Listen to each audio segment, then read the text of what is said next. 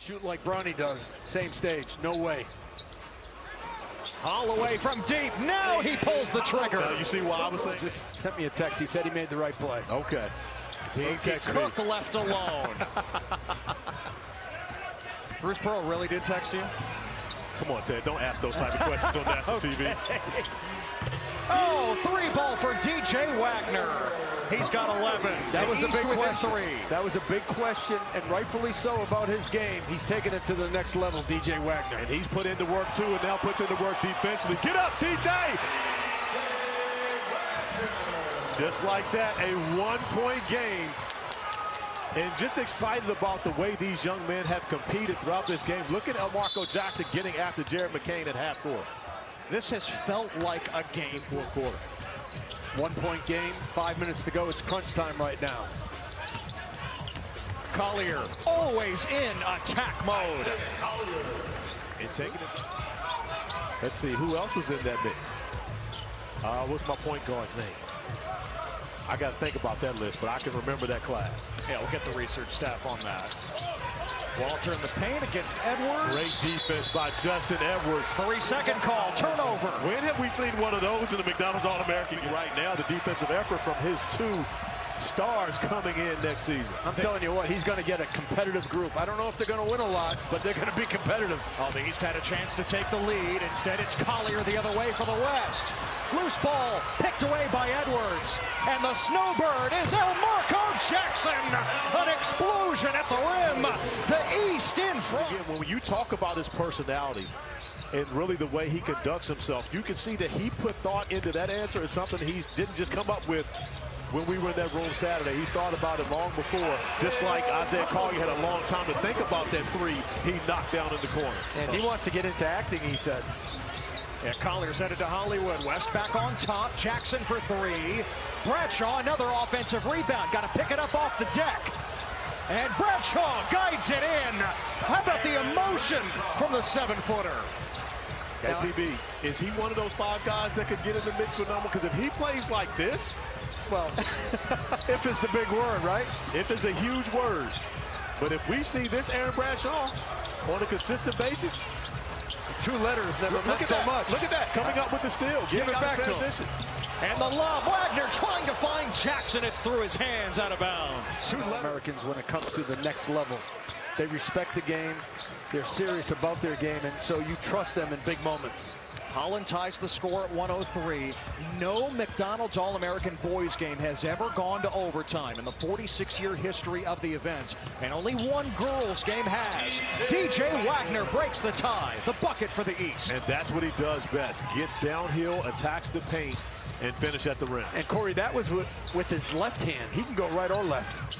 By the way, if you're tuning in for SportsCenter, it follows us here in Houston. Future stars of the college game and beyond on display here at Toyota Center, including Bronny James. Bullseye for Bronny, number 5. And once again, the beautiful find from Jared McCain.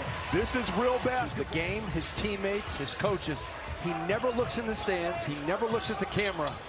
And that's one of the things that I think that make him really special. He's focused.